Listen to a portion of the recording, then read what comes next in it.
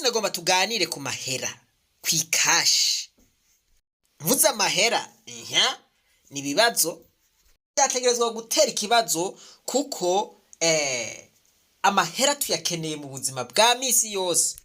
Kugira ngo twivuze n'amahera, kugira ngo dufungure n'amahera, kugira ngo twige n'amahera, kugira ngo dukominike canke tuvugane n'abandi kuri telefone n'amahera, kugira ngo hakorwe ibikorwa muri leta n'amahera. Eka vyose usanga bikorwa n'amahera. Ijambo ry'Imana mu Musiguzi igice c'10 ku murongo wa 19 haravuga ngo amazimano azimanirwa gutera akanyamuneza, ngo kandi vino inezereza umushaha, ariko amahera nibimari vya vyose. Voilà, ivyo ntibitahuritse ga yemwe. Intebe kugira ngo zigugwe n'amafaranga, urusengero kugira ngo rwubakwe n'amahera, hostia canke ukaristia canke umukate basangira mu rusengero kugira ngo uboneke n'amahera. Waba uri mu gihugu, waba uri hanze yaco, ukeneye amahera. Naje ndayakeneye mu bikorwa vyanje vya misi yose. Kugira ngo mushobore kumva ijwi ryanje n'amahera bayakoze. Amahera ntaho woyahungira, zimu gusa. Murazi yuko no mu gufoba umuntu ari amahera. Voilà, byose n'amahera.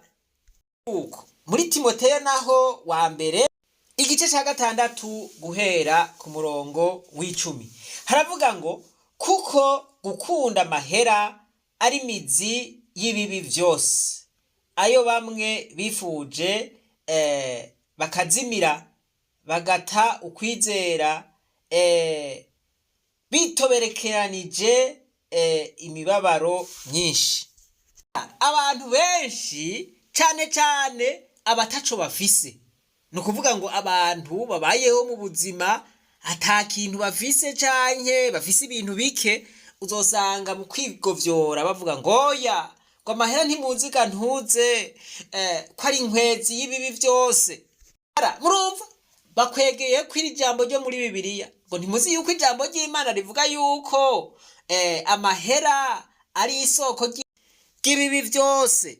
Aho rero no mu mashengero hari aho bavyigisha uko nyene. Voilà, ico ni ikintu bita la croyance aveugle. Aha muri Bibiliya bavuga ngo gukunda amahera ni mizi y'ibibi vyose. Ikibazo rero umuntu yoca yibaza, mbega ninde adakunda amahera? Uruyoya rumaze umwaka uruhaye amahera ruragumya ntiruta. Nagomba rero yuko iri jambo turitahura neza kugira ngo ntituzogume mu bintu bituma tuguma dusinziriye, bikadutesha intumbero yo kurondera amahera. Kurondera mu makomantere ico bavuga kuri iri jambo ngo kuko gukunda amahera ari umuzi w'ibibi vyose. Uku gukunda amahera mu Congereza bavuze ngo ni being obsessed. Igifaransa ni kuba obsédé par l'argent canke kuba obsédé à l'argent. Obsédé ku kintu, ico kintu kiba caragutwaye umutima, kikagutwara ubwenge mu gitondo gushika ku mugoroba ari curi kuriyumvira gusa ata kindi kintu wiyumvira. Era nk'uku rero nivyo biheza bikavamwo ibibi vyose. Kuko uwo muntu agira ati inzira yose vyocamwo je ntegerezwa kuronka amahera, nta bindi. Nk'uyu araguhitana no kuguhitana. Abandi bamwe bahererwa bakica abantu, bakiba, bakabeshera abantu, bagahohotera abantu mu buryo bumwe canke ubundi, bakararaza abantu kugira ngo baronke amahera, bagahemukira abandi, bagahemukira n'igihugu kugira ngo baronke ya noti. Voilà, ivyo rero nivyo bita to be obsessed with money canke être obsédé par l'argent. Twebwe rero harabo usanga barafashwe mpiri no kugukunda amahera irengeje, bigaheza bigaca bigira ingaruka mbi nyinshi ku buzima bwacu. Abo bantu babikoze ugaca usanga bitugize ko ingaruka mbi twese. Mwe nabo bantu babonye amahera, babonye icitwa ihera, wobicirako ntako badakora kugira ngo iryo hera baritware. Ni ukuvuga ngo ugiye mu nzira yabo baraguhitana, agatwe kawe kakahasigara nta kabuza. Aho turi ngaha muri twebwe hari abantu batihanganira ifaranga. Ahari ubonye bafatwa n'ingugumizi.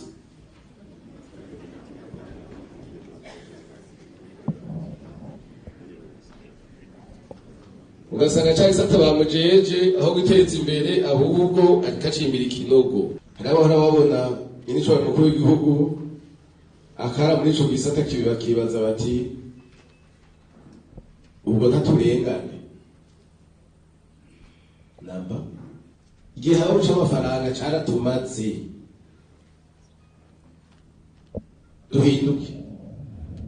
Voilà, murumva ati tubonye amahera dufatwa n'ingugumizi, ati gihaba buca amafaranga caratumaze.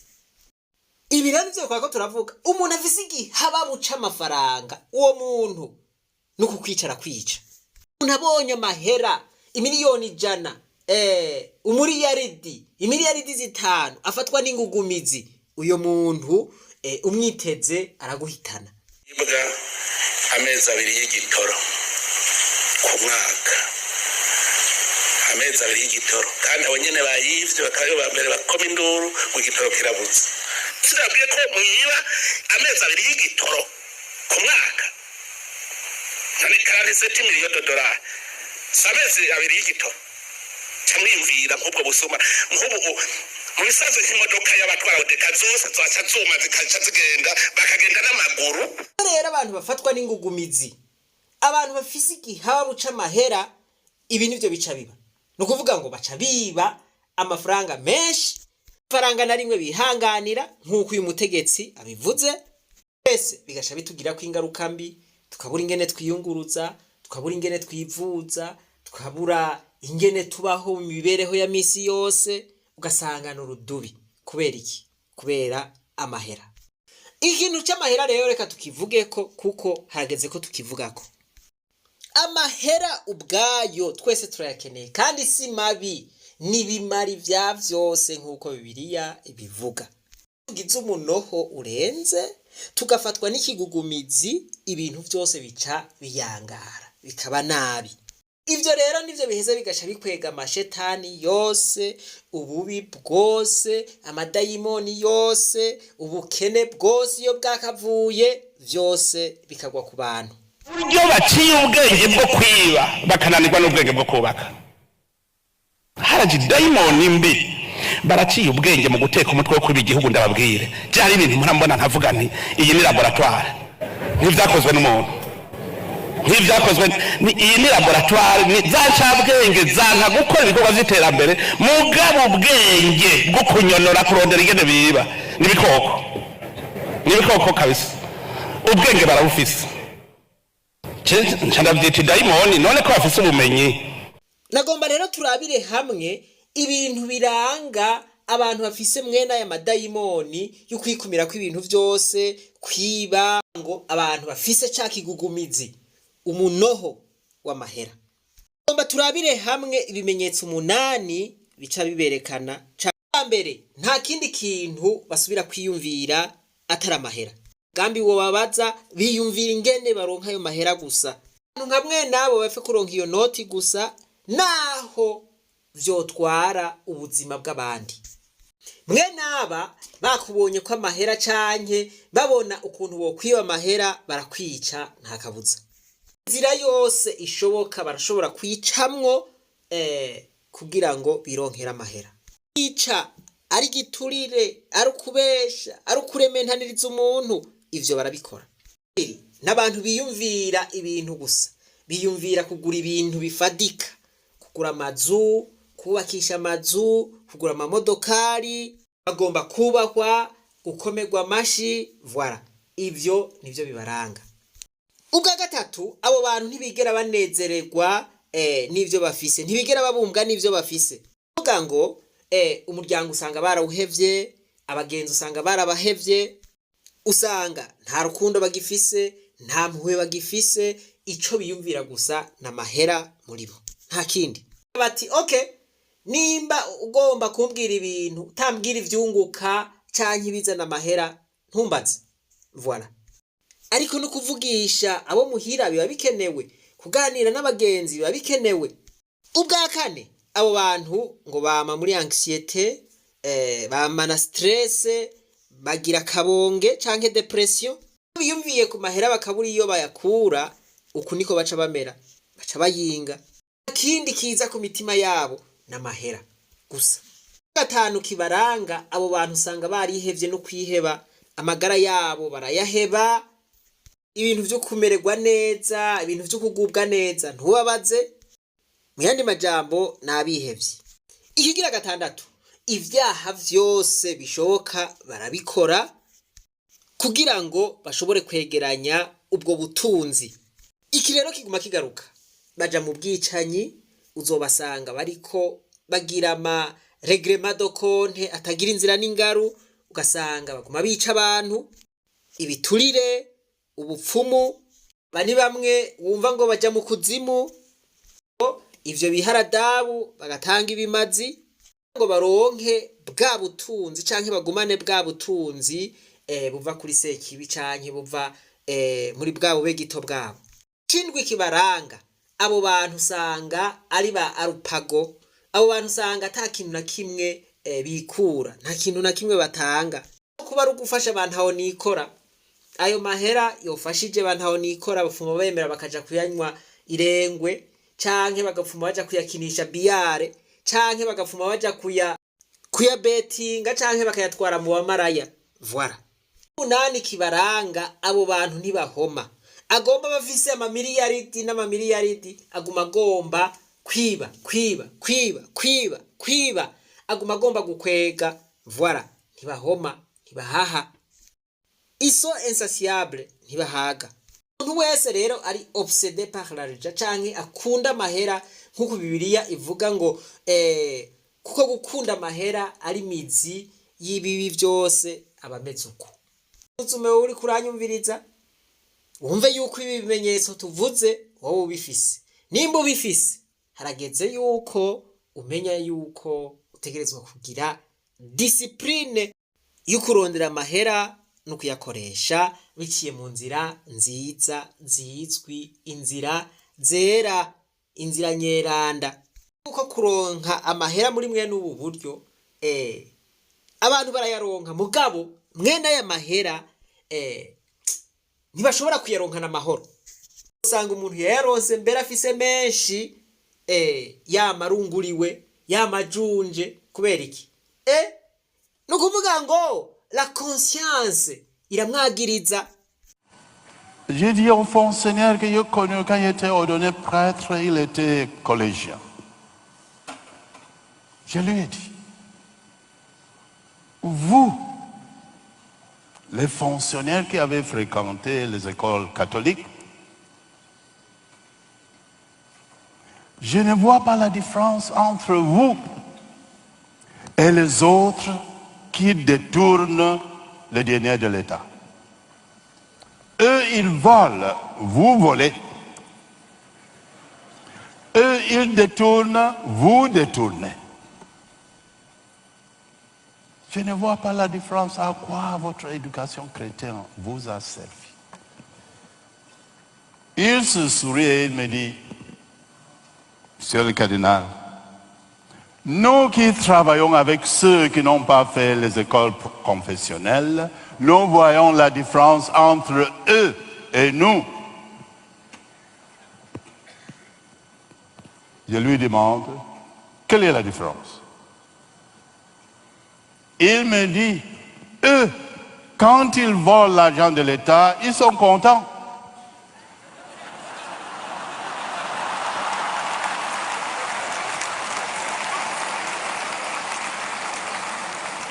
Et nous, quand nous détournons l'argent de l'État, notre conscience nous trouble.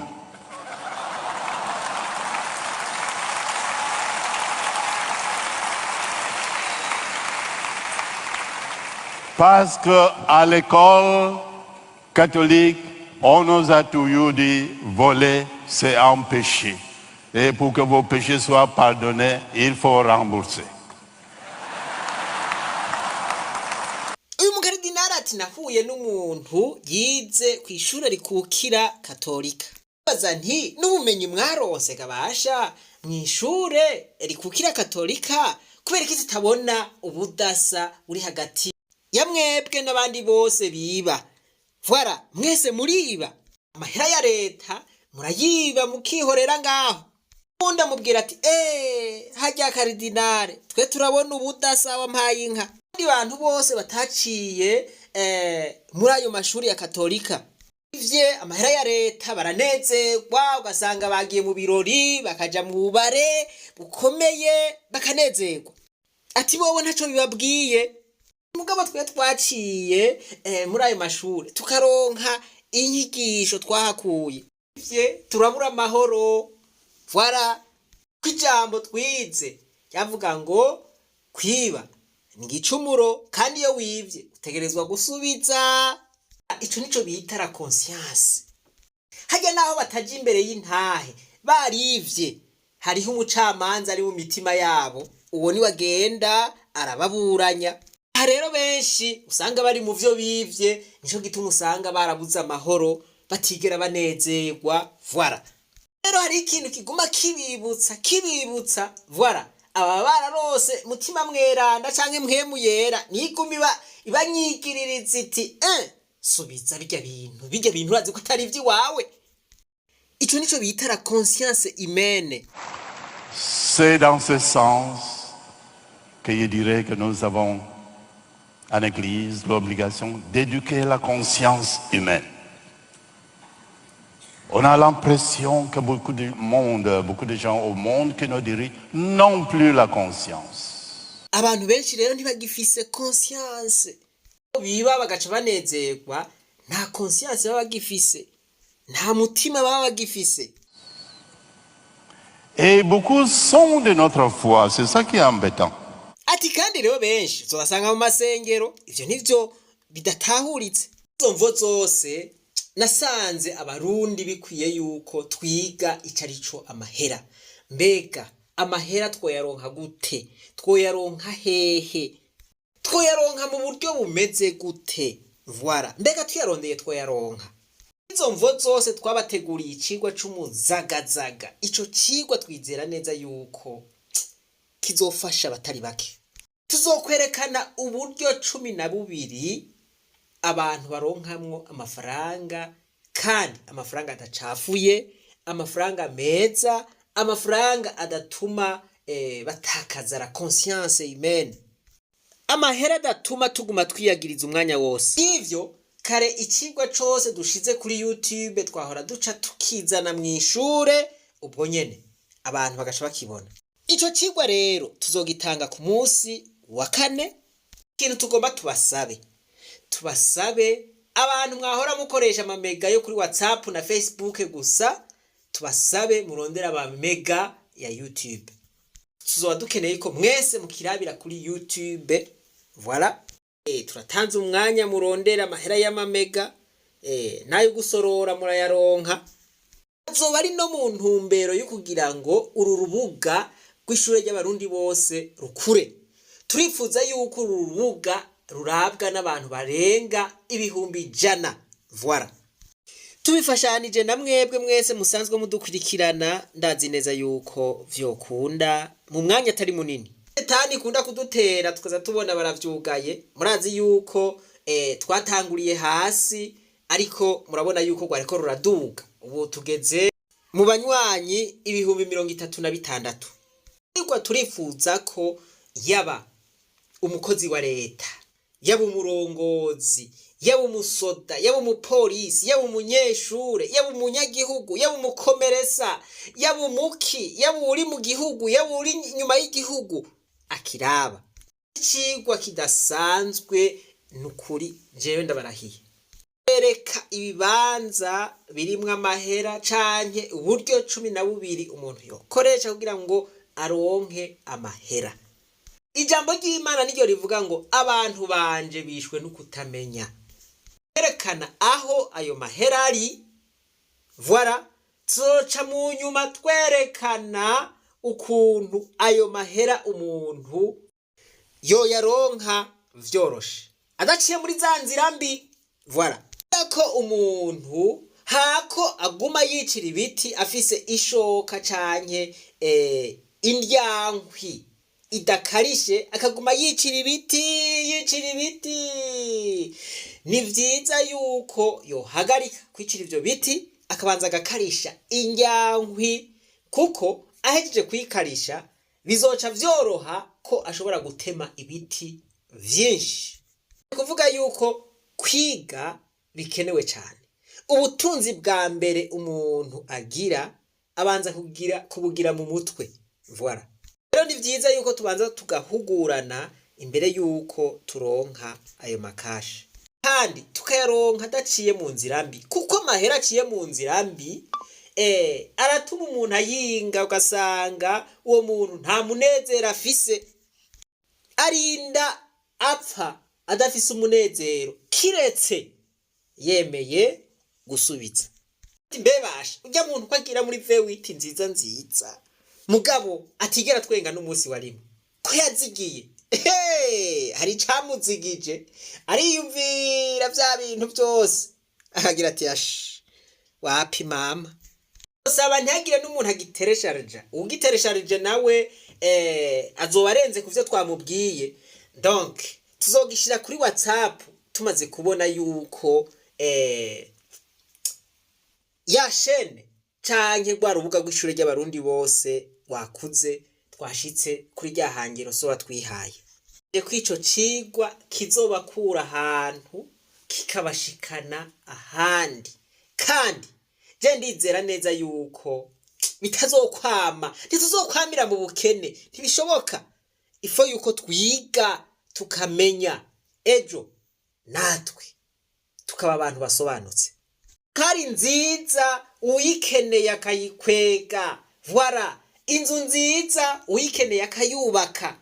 Voilà, umuntu yohava yibaza ati mbega ni kubera iki abantu b'abafonctionnaire ativye atagize ka kantu guca mu nzira zitarizo adashobora gutunga.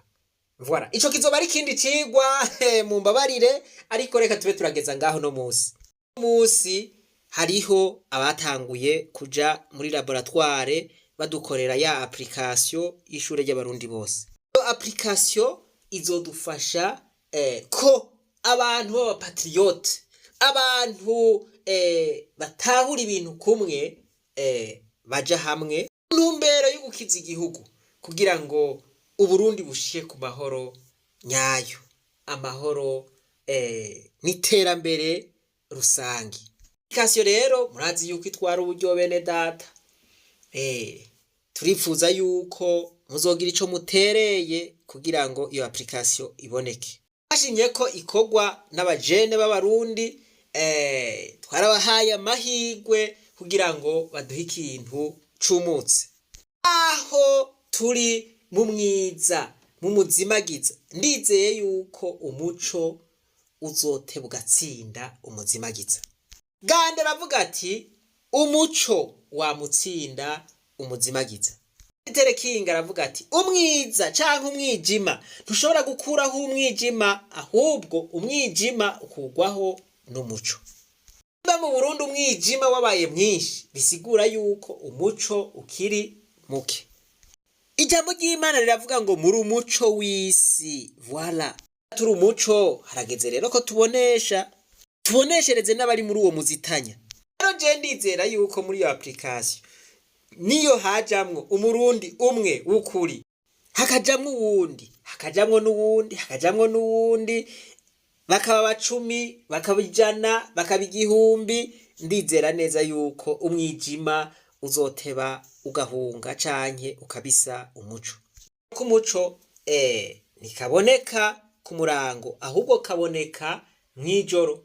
Mu gihe hari umwijima, umuco ni ufita akamaro. Abantu rero bagiye ku umuco bakenewe kino gihe nyene. Uburundi muri mu muzitanya, turakeneye itara ryaka.